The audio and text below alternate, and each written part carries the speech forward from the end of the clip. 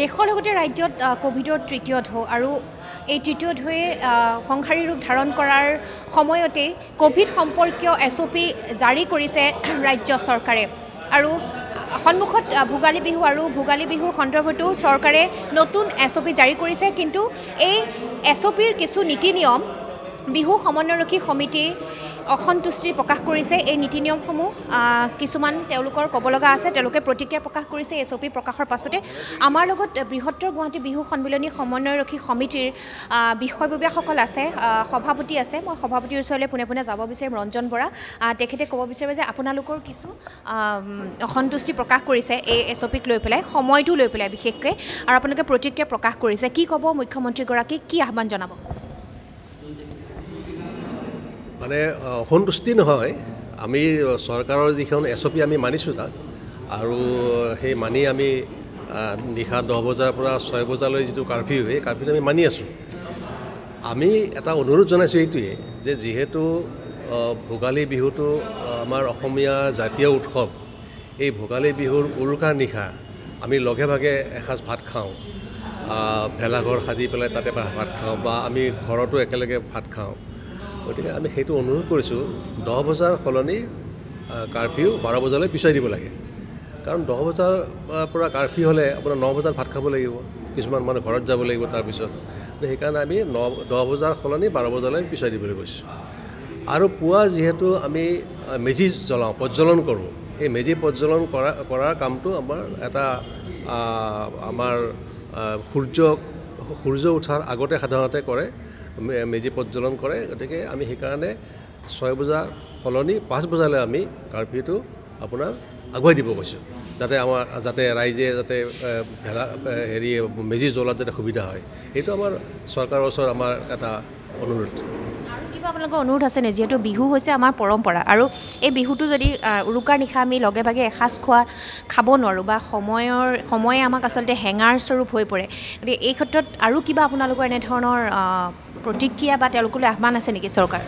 চৰকাৰেতো বিহুৰ বুলিতো এইটো কৰা নাই এইটো আপোনাৰ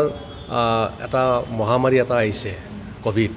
সেইকাৰণেহে আজি ধৰক এই SOPটো দিব লগা হৈছে এইটো নিষেধাজ্ঞা দিব লগা হৈছে এনেইতো সাধাৰণতে ধৰক বিহু বুলিতো আৰু কাৰ্ফিউ নিদিয়ে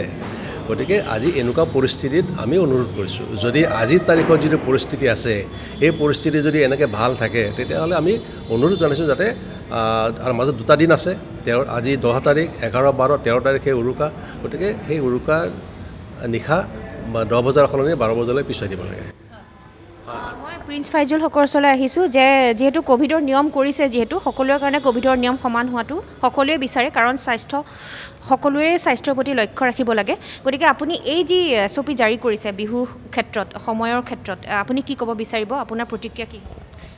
চৰকাৰে দিয়া SOP আমি মানি চলিছোঁ চৰকাৰে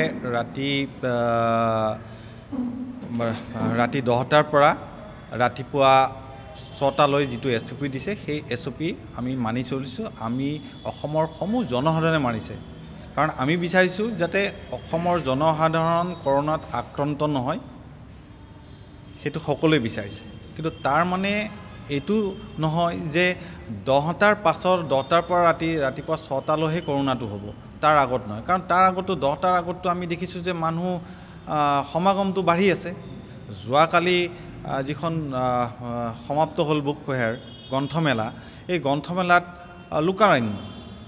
গতিকে তাত নহয় নেকি বা চৰকাৰে যিবিলাক কাৰ্যসূচী কৰি আছে তাতেও মানে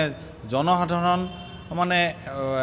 এনেধৰণে ওলাইছে তাত নহয় নেকি কিন্তু ৰাতি 10টাৰ পৰা ৰাতিপুৱা 6টালৈ মানুহৰ সমাগম একেবাৰে কমি যায় আৰু সেইকাৰণে কৈছোঁ যে আমাৰ যিহেতু এই উৎসৱটি আমি ৰাতি ভোজ ভাত একেলগে খাওঁ সেইবাবে আমি কওঁ যে ৰাতি 12টালৈ শিথিল কৰিব লাগে 12টাৰ শিথিল মানে 12টালৈ মানুহ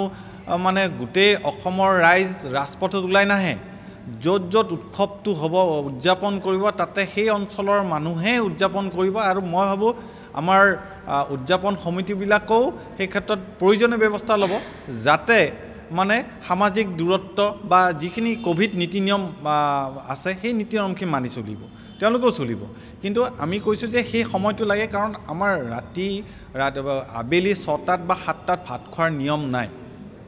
আমাৰ সদায় 9টা মানত খায় 9টাত খোৱা যেহেতু আমি ধৰিলোঁ এটা অঞ্চলত 100জন মানুহে খাব গতিকে 100জন মানুহ খাই বৈ ঘৰলৈ যোৱাৰ সময়ত হয়তো 11টা বাজিব বা ঘৰলৈ গৈ পাওঁতে 12টামান বাজিব গতিকে সেই টাইমটো আমি বিচাৰিছোঁ তেওঁলোকে যে 12টালৈ দিলে 12টালৈ একেবাৰে কিবা এটা কৰি থাকিব তেনেকুৱা নহয় গতিকে সেইখিনি ঘৰলৈ যোৱা কিছুমান হয়তো অলপ দূৰৰ পৰা আহিব কোনোবা ওচৰত থাকিব এই দূৰলৈ যোৱা মানুহজনো যাতে ঘৰলৈ গৈ পায় সেইকাৰণে কৈছোঁ আৰু ৰাতিপুৱা যিহেতু 5টা সূৰ্য উদয় হোৱাৰ কথা আছে উদয়ৰ লগত মেজি জ্বলোৱাৰ কথা আছে গতিকে সেইকাৰণে আমি ৰাতিপুৱা 5 বজালৈ কৈছোঁ আৰু এই সময়ত আমি কৈছোঁ যে মাঘত মানে হেৰি হয় মানে দক্ষিণায়নৰ পৰা উত্তৰায়ণ সেইদিনাখন আৰম্ভ হ'ব সূৰ্যটো আৰু সেইদিনাখন মানে কৃষিভিত্তিক উৎসৱ কাৰণে শীতক বিদায় দিয়া হয় আনুষ্ঠানিকভাৱে অসমীয়া সমাজে বিদায় দিয়ে গতিকে সেইকাৰণে আমি কৈছোঁ যে ৰাতিপুৱা 5টাত দিলে 5টালৈ যদি আগুৱাই আনে তেতিয়াহ'লে আমাৰ যিটো আনুষ্ঠানিক মানে কাৰ্যসূচী এই কাৰ্যসূচী কৰোঁতে সহায় হ'ব সেইকাৰণে মুখ্যমন্ত্ৰীক আমি আবেদন কৰিছোঁ অনুৰোধ কৰিছোঁ আৰু তেওঁ বুজি পাব উপলব্ধি কৰিব কেৱল চৰকাৰী বিষয়ববীয়াই কিবা দিছে সেইখিনিকে তেওঁ নকৈ তেওঁ অসমৰ মানুহৰ হৃদয়ৰ কথাখিনি তেওঁ ক'ব যেহেতু কোভিড যি SOP সেই SOP জনসাধাৰণৰ স্বাস্থ্যৰ প্ৰতি লক্ষ্য ৰাখিয়েই দিছে সকলোৰে যাতে স্বাস্থ্য ভালে থাকক কিন্তু তাতে বিহু সন্মিলনী সমন্বয়ৰক্ষী সমিতিয়ে কিছু শিথিলতা বিচাৰিছে তেওঁলোকে ৰাতি 10 বজাৰ সলনি 12 বজালৈ কাৰফিউ বিচাৰিছে 12 বজাৰ পাছৰ পৰা কাৰফিউ বিচাৰিছে আৰু পুৱা 6 বজাৰ সলনি 5 বজালৈ তেওঁলোকে কাৰফিউ বিচাৰিছে যাতে তেওঁলোকে পৰম্পৰাগত যিটো নিয়ম মেজি জ্বলোৱাৰ যি নিয়ম সেই নিয়মখিনি যাতে সুচাৰুৰূপে কৰিব পাৰে মই যুটীয়া সম্পাদক আছে অজয়দাৰ ওচৰলৈ যাব বিচাৰিছোঁ যে যিসকল শিল্পীক আপোনালোকে নিমন্ত্ৰণ জনায় সেই শিল্পীসকলে যেটো গীত নৃত্য কৰে এবাৰ তেনেধৰণৰ সুবিধা নহ'ব কাৰণ এবাৰ তাৰ ভিতৰ সময়খিনিত আপোনালোকে বিভিন্ন কামত ব্যস্ত থাকিব লাগিব নে আপোনালোকৰ কাৰ্যসূচী কেনেকুৱা হ'ব এবাৰ নহয় শিল্পীবিলাক যে নাহিব বা অনুষ্ঠান নহ'ব আমি তেনেকৈ ভবা নাই আমি যিটো ফিজিকেল ডিষ্টেঞ্চ মেইনটেইন কৰি মাস্ক পৰিধান কৰি চেনিটাইজাৰ কৰি আমি যিমান দূৰ পাৰোঁ কাৰণ আমি ভোগালী উৎসৱত আমি অকণমান ৰং ধেমালি কৰিমেই তাত আমি মানে তাক আমাক ৰখাব নোৱাৰে খালি আমি কৈছোঁ যে চৰকাৰক কৈছোঁ যে আপোনালোকে যিটো 10টা বজাত সময় নিৰ্ধাৰণ কৰি দিছে সেইটো 12 বজালৈ নিয়ক আৰু আমাক অলপমান ফূৰ্তি কৰাৰ সুবিধা দিয়ক এই অনুষ্ঠানটোৱে হ'ল ভোগালী উৎসৱ ফূৰ্তি কৰাৰ উৎসৱ আৰু ইয়াত অসমীয়া চেণ্টিমেণ্ট জড়িত হৈ আছে জাতিৰ চেণ্টিমেণ্ট জড়িত হৈ আছে 31 ডিচেম্বৰ বা 1 জানুৱাৰীত আমাৰ তেনেকুৱা ধৰণৰ জাতীয় চেতনাবোধ কথা নাহে কিন্তু ভোগালী বিহুটোত আপোনালোকে নিউজ কৰি আছে প্ৰতিটো চেনেলত ওলাই আছে যে এই ভোগালী উৎসৱত পুখুৰীত মাছ মাৰি আছে ফিচাৰীবিলাক হেৰি কৰি আছে মানুহে একেলগে খাব এসাঁজ লগে ভাগে খাব আপোনালোক হয়তো নিশ্চয় গুৱাহাটীত নাথাকে নিজৰ ঘৰত যাব গৈ পিনে যদি আপুনি 8টা বজাত ভাত খাই 10টা বজাত শুই থাকে আপোনালোকৰ মনবিলাক কেনেকুৱা হ'ব আমি কিবা অসমৰ আছোনে অসমৰ বাহিৰত নিপিনে আমাক ক'ৰবাত মানে ৰাখি থৈ দিছে সেই নিয়মত আমি চলি থাকিম আমি অসমত থাকি নীতি নিয়ম পালন কৰি আমি অলপ উৎসৱত আমি আনন্দ নিশ্চয় কৰিম আৰু আমি আগতকৈ অনুষ্ঠিতকৈ হ'লেও শিল্পীসকলক মাতি আনি আমি অলপ আনন্দ উৎসৱ পাতিমেই আমি এইটো কৈছোঁ এয়া আছিল বিহু সন্মিলনী সমন্বয়ৰক্ষী সমিতিৰ যিখিনি আহ্বান মুখ্যমন্ত্ৰীলৈ আহ্বান জনাইছে যাতে সময়টোৰ ক্ষেত্ৰত কিছু দৃষ্টি ৰাখে মুখ্যমন্ত্ৰীগৰাকীয়ে কাৰণ পৰম্পৰাগত যিটো উৎসৱ সেই উৎসৱটো মনাত যাতে তেওঁলোকৰ কোনো বাধাৰ সৃষ্টি নহয় সেইবাবে তেওঁলোকে মুখ্যমন্ত্ৰীগৰাকীক আহ্বান জনাইছে আৰু ইয়াৰ পিছত মুখ্যমন্ত্ৰীগৰাকীয়ে কেনেধৰণৰ দৃষ্টি ৰাখে বা কেনেধৰণৰ উত্তৰ তেওঁৰ পৰা পাম সেয়া আচলতে পৰৱৰ্তী সময়ত লক্ষণীয় হ'ব